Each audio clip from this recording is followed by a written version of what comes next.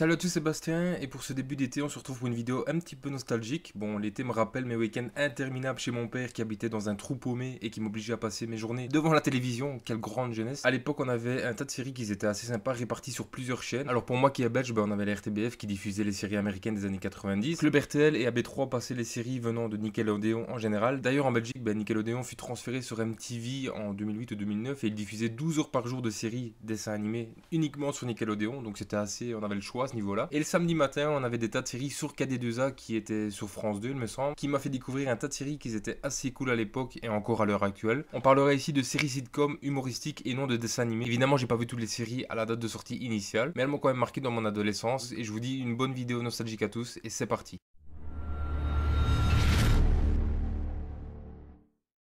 Diffusé entre 1996 à 2000, Kenan Nickel met en scène deux ados de Chicago déjantés. Alors dans chaque épisode, un problème survient, pas très important en général, mais qu'il devient après qu'ils s'en soient mêlés tous les deux. C'est la première vraie série que j'ai découvert sur Nickelodeon à l'époque, c'était simple mais efficace dans l'humour je dirais. Comment oublier Kel et son fameux Tu aimes le soda Laurent. Je me souviens qu'à l'époque des conservateurs américains jugeaient que la série véhiculait un racisme anti-blanc. Chose totalement fausse, parce que j'ai revu la série il y a pas trop longtemps et elle véhicule aucun message raciste et c'est encore une excellente série aujourd'hui.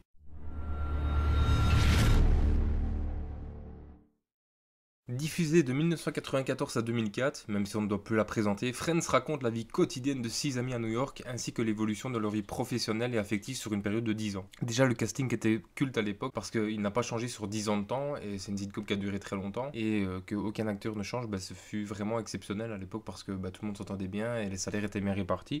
Et je pense que 10 années consécutives avec Friends et les mêmes acteurs dans une autre série ça arrivera plus jamais je pense. Friends est la sitcom par excellence, je ne peux me lasser de voir ou revoir ces 10 saisons totalement cultes à mes yeux, qui ne vieillissent décidément pas. En général, un épisode se composait de 3 petites histoires avec un fil rouge qui rendait chaque fin de saison surprenante. Friends vantait les valeurs inoxydables de l'amitié au fil du temps, de nombreux guest stars firent des apparitions, dont Bruce Willis et Tom Selleck qui ont fait des prestations légendaires. Et je pense que c'est les meilleurs moments de la série, c'est quand il y a Tom Selleck à la fin de la saison 2 et Bruce Willis durant la saison 6. Et chose que je dois souligner pour Friends, c'est que même après 10 ans de saison, la qualité des épisodes n'a jamais vraiment baissé. Et bon, puis chaque année, je me dois de me refaire les 10 saisons et je vous conseille de faire le même.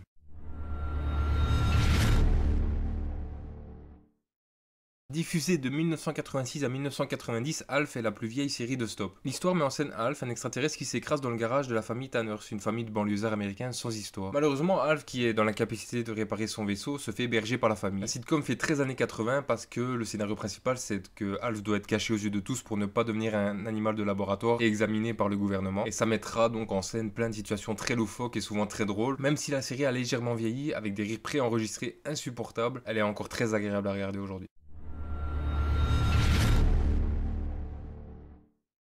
Diffusée entre 2001 et 2005, Parents à tout prix met en scène une famille irlandaise vivant dans l'état de New York, composée de Shane et Claudia et de leurs 3 enfants. À l'âge où les parents profitaient de leur jeunesse, ce jeune couple, ils étaient déjà dans les couches et les biberons, donc c'était un petit peu problématique. Cette sitcom est vraiment l'une des meilleurs niveaux humoristiques que j'ai pu voir à l'heure actuelle, riche en situations impossibles et en personnages allumés. Big up à Eddie qui est l'ongle le plus drôle et le plus fou que j'ai pu voir à l'heure actuelle, et les épisodes sont vraiment hilarants et les acteurs sont géniaux dans l'ensemble. La série n'a pas trop vieilli, mais elle est difficilement trouvable en DVD ou en streaming, donc si vous avez un petit tuyau, je suis preneur pour pouvoir revoir cette série.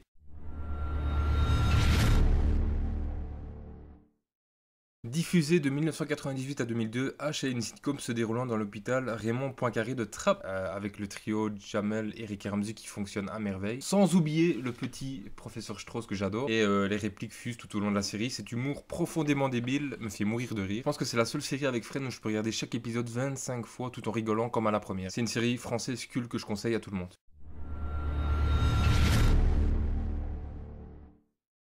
Diffusée entre 2001 et 2005, ma famille d'abord met en scène Michael Kay, ou Michael, un mari aimant et un père comblé d'une famille afro-américaine aisée qui vit à Stanford dans le Connecticut pour qui il n'est pas simple d'élever ses 3 enfants. Tous les enfants dont moi né dans les années 90 n'ont pas pu passer à côté de cette série totalement culte. Les situations de certains épisodes sont hilarantes et bien mises en scène, le tout dans une ambiance farfelue et très enfantin. Le rôle de Michael Kay, désolé si je le dis très mal, en tant que père est juste incroyable. Si vous vous ennuyez cet été et que vous voulez rire une bonne fois, regardez cette série, je vous la conseille très fortement et surtout proposez-la à vos enfants, ça vaut la peine.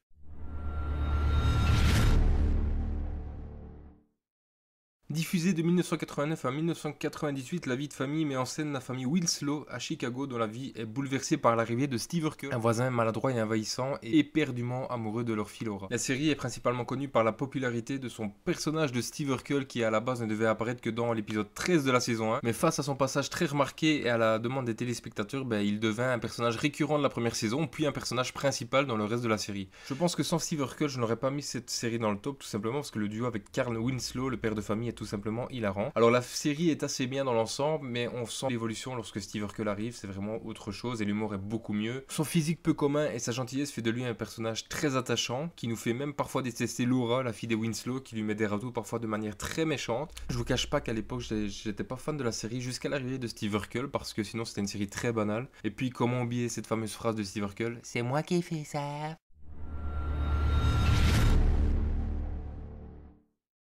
Diffusé de 2004 à 2007, Drake et Josh met en scène Drake, 15 ans, qui vit seul avec sa mère et sa sœur, jusqu'au jour où le petit ami de sa mère et son fils Josh débarquent et décident de s'installer chez eux et se retrouvent malgré eux et leurs différences demi-frères. Malgré des interprétations souvent ridicules et des situations exagérées, Drake et Josh fait souvent sourire son public grâce à certains gars qui sont parfois très drôles. C'est une série culte du début des années 2000, encore une fois c'était sur Nickelodeon, et je me suis tapé quelques fous rires, notamment lorsque Josh doit présenter la météo pour les connaisseurs. Diffusé entre 1998 et 2001, Cousin Skeeter met en scène Bobby, un jeune garçon dont la vie a basculé depuis que son étrange cousin nommé Skeeter est venu vivre avec lui et sa famille. Alors c'est de l'humour et des catastrophes en tout genre, avec un cousin Skeeter qui est une marionnette, pour ceux qui ne l'auraient pas remarqué, qui est à la fois attachant et très drôle. Il avait fait un crossover avec Kenan et Kel à l'époque, et encore aujourd'hui cet épisode me fait hurler de rire. Malheureusement je ne le retrouve pas encore une fois parce que c'est difficile d'avoir les anciennes séries Nickelodeon en streaming. C'est une série qui fait beaucoup de références à la culture pop et afro-américaine, et c'est également une série que je recommande pour petits écrans.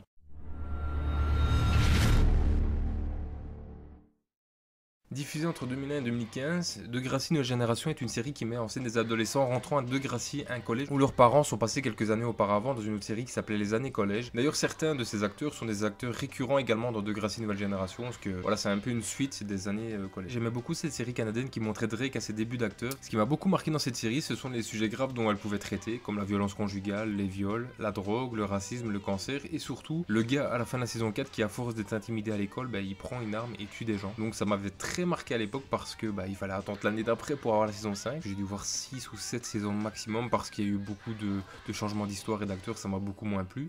Évidemment, moi je restais sur ceux de base que j'adorais. Je restais plus sur les acteurs des premières saisons que j'adorais. Apparemment, depuis peu, il existe une nouvelle version sur Netflix que je connaissais pas. Mais en tout cas, la série qui m'a le plus marqué dans mon adolescence reste Degrassi Nouvelle Génération. Voilà les amis, c'est ainsi que se termine cette vidéo. Évidemment, il y en a bien plus que 10 qui m'ont marqué, mais il fallait faire des choix. J'ai mis des séries qui m'ont marqué dans ma jeunesse. Je vous invite très fortement à voir ou revoir toutes celles de Stop qui vous rappellera votre jeunesse et les années 2000, et puis même si vous êtes né après, pourquoi pas les découvrir. De toute manière, voilà, vous avez le temps.